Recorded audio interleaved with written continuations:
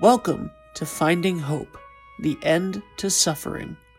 Hosted by psychologist, author, and co-founder of the Colorado Institute for Conflict Resolution and Creative Leadership, Dr. Mary Wienhold, with national radio host, award-winning producer, and inspirational speaker, Patricia Raskin.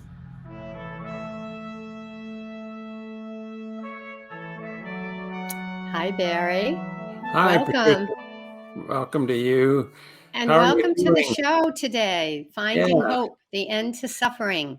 Yeah. We've done quite a few episodes together. I'm Patricia Raskin, and I'm very happy to be the co-host with Barry Wienhold of this amazing program that really was Barry's brainchild. I mean, he's written 77 books on these topics as a PhD in psychotherapy. And really, it's an honor to work with you, Barry, and for you to be able to create this so people can hear these stories, and then it helps them move and grow through and gives them inspiration. Yeah. And that's what Finding Hope is all about. Yeah. Well, I have a short story to share.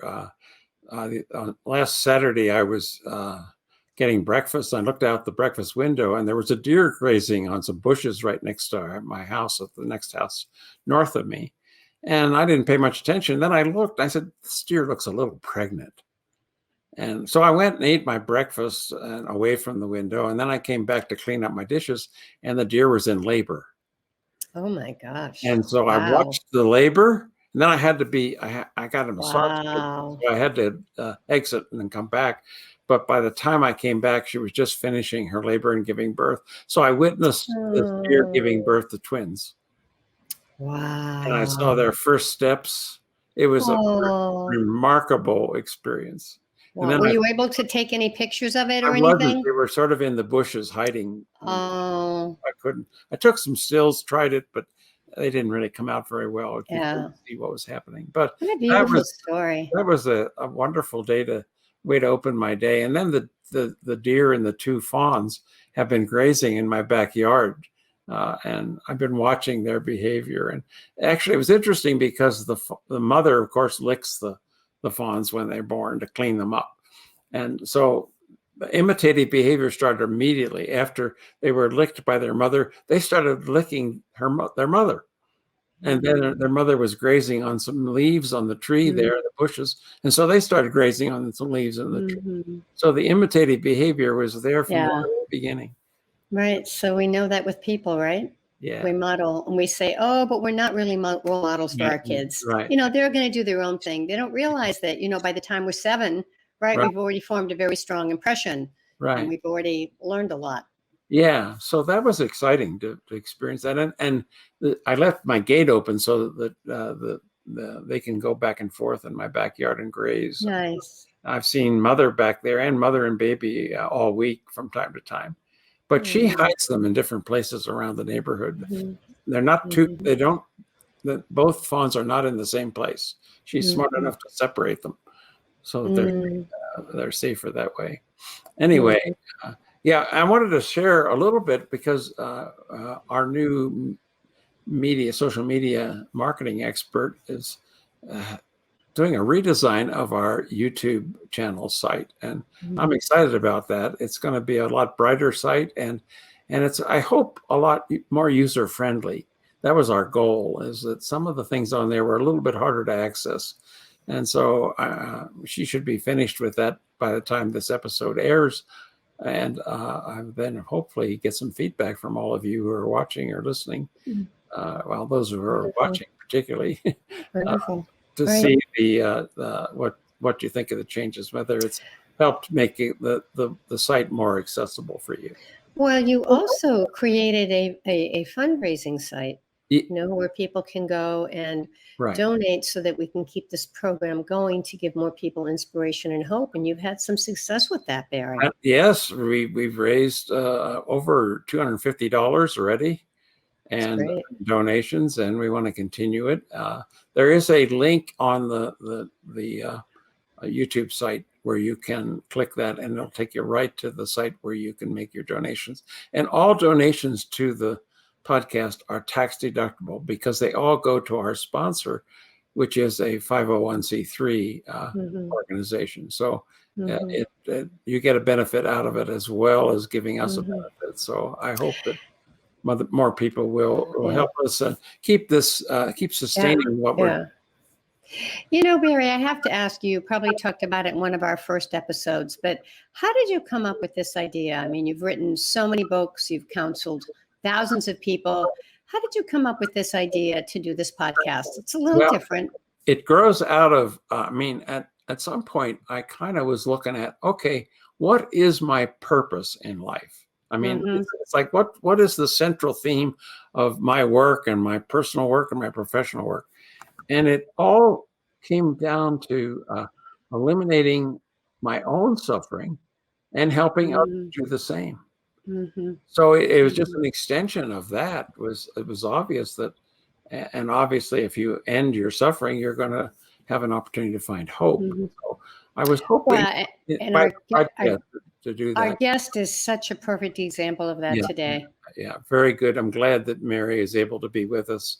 And another thing I wanted to mention that I'm adding to the podcast is each week I'm going to do a 2 or 3 page blog about the topic of we're discussing in each episode of the podcast.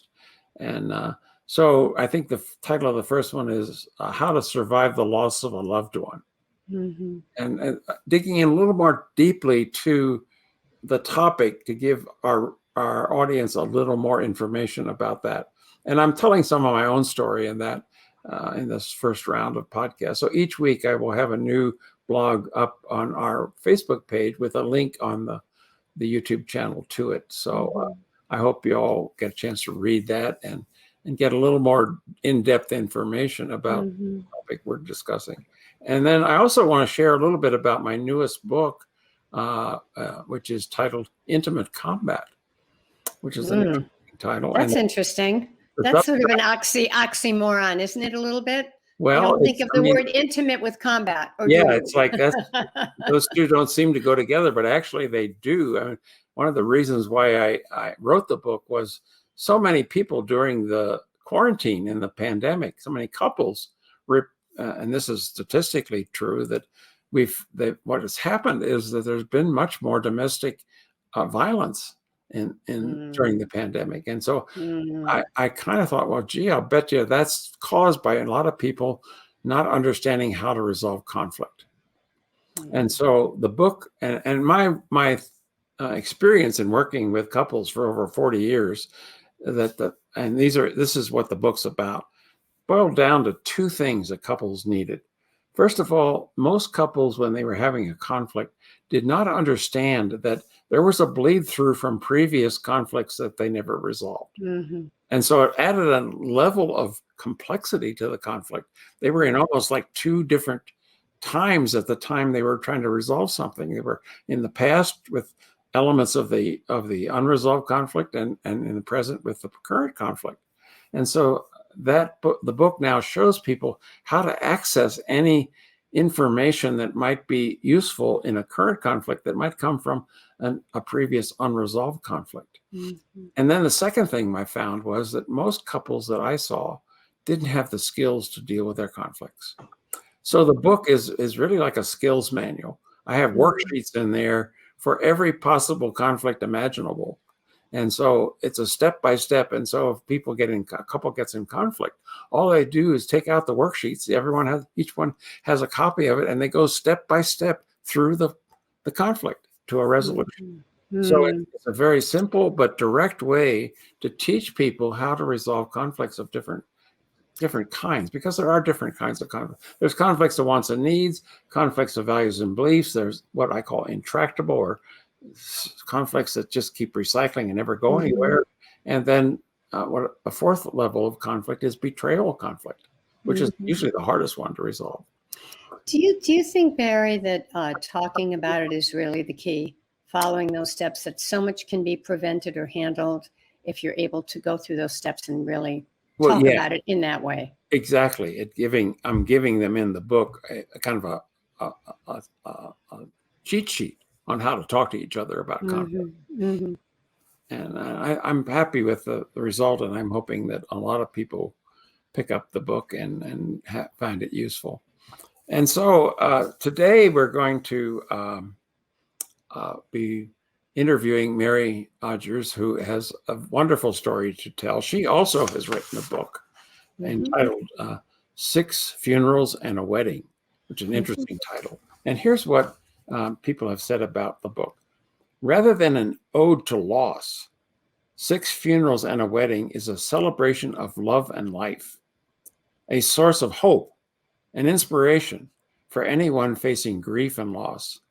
Mary Odgers, a registered nurse of 22 years, a life coach, and a certified grief coach, sees the world in a broader context of love and in the tiny pockets of divine gifts that come to us. She knows that there are countless people who have faced circumstances that took more from them than they actually thought they had, that seemed bearable for them. She knows it is possible to survive devastation beyond measure because she's done it, and to find happiness when your heart is broken beyond recognition, and to pursue a new direction when your life plan has been totally derailed, and finally to even find love again, which she has. And this also, and when it often seems impossible. So she's a remarkable woman, and I'd like to invite her to join us. Yeah, and I just want to add that I have a podcast, and I interviewed Mary on that show, and I brought this to Barry's attention, and I said, Barry, I really think this would be a perfect guest for the podcast, Finding Hope: The End to Suffering. And you looked at her material and you agreed, and I'm very happy about that. Yeah, I'm glad that you were able to identify her as a guest for our show. Yeah. So, and I think we can just bring Mary on. And hello, Mary. Hello, Mary. Hi, Barry. Hi, Patricia. Hi. Patricia, you can introduce Mary, and then we can have her say a few things about sort of a preview of the interview we're going to do that'll be shown in the 3 weeks of interview. We divide the interview up into about 20-minute segments. Well, I'm just going to read a very quick bio, and Barry, I'm going to let you tell the story. Mary Odgers is a writer, a registered nurse of 22 years, and a life coach whose default view of the world is through the lens of optimism. As the second of 6 children to a Marine Corps general and a former Navy nurse, Mary moved frequently, and by the age of 21, had 20 different addresses. This nomad-like existence that required starting over numerous times, along with having to reinvent herself after experiencing multiple strategies and tragedies. And through the tragedies, she had to come up with strategies, has allowed her to specialize in navigating transitions with her coaching clients. So her experience has given her that depth and breadth of knowledge to help so many people. She holds a Master Grief Coach certification and lives with her partner, Pierre, in Solana Beach, California, where she works as a post-anesthesia nurse. She relishes walks along the beach, swimming in the ocean, cooking, traveling the world, and the company of her 2 grown sons, extended family, and loving friends.